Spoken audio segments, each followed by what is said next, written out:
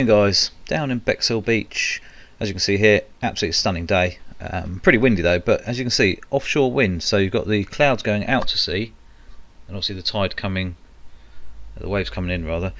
But they were creating this amazing sort of like spray back off the top of the waves, which you'll see in a minute in slow motion.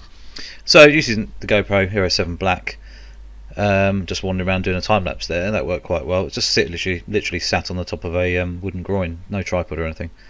As you can see here, some of the slow motion with the Rx10 Mark IV at 600mm. These only shot at 250 frames a second, but it's a high enough frame rate to actually slow down stuff, so it makes it interesting.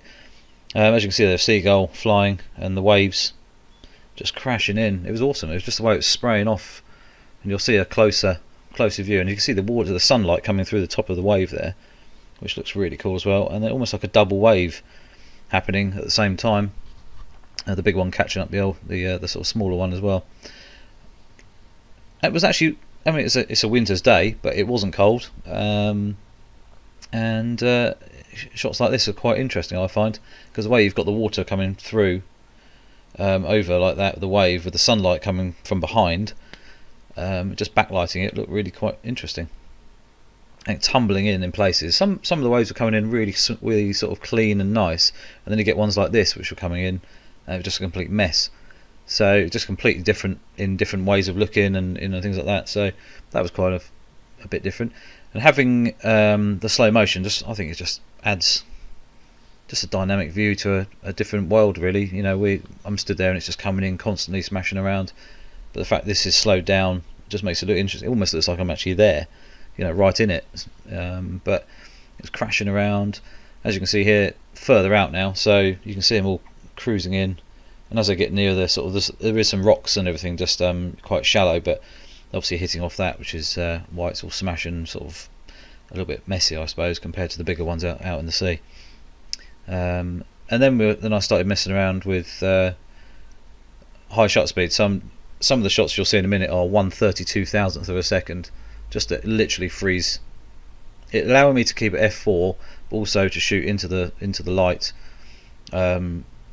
It's basically the sunlight coming in, so I get some silhouette shots at really high shutter speeds, which you'll see shortly. But obviously adding silhouette, but also a little bit of control as well. So these are still 250 frames a second slow motion sploshes as such. I thought, well, while I'm messing around, I can actually try the camera out. It's focusing absolutely fine, even though it's shooting straight into the sun pretty much. And getting shots like this, I never thought it'd even be possible.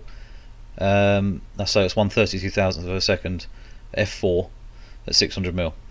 So really shallow depth of field, massively fast shutter speed, and still controlling the light. So that was really quite impressive. This one here, so basically it got to a point where obviously the tide was at a certain distance, it was splashing up on certain groins, so trying to find that right one, like this one here, worked really nicely.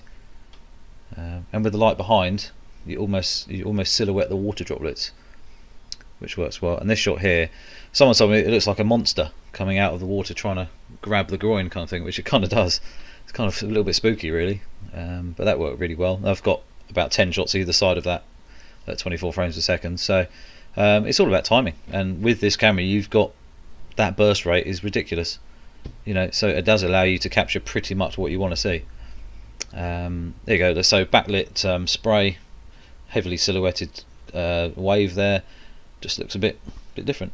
And then the top of the wave here, so as the wave was breaking but also spraying up off the top, it's like little hairs, but it's still backlit by the sun, and that's the sun there. The clouds and everything look really quite cool, so that worked quite nicely. Another shot here, wide angle. Just a lovely day really. The sun was, this time of year the light is quite soft, so everything's quite flattering, which is really nice. But as you can see, the waves were just constantly rushing in, just never stopping. But it wasn't, as I say, it wasn't a horrible day. I mean, you expect sometimes to get these amazing waves that you know, it's spray everywhere, but it wasn't. Hastings from Galley Hill, looking from Bexhill over to Hastings, as you can see there, one wave cruising past.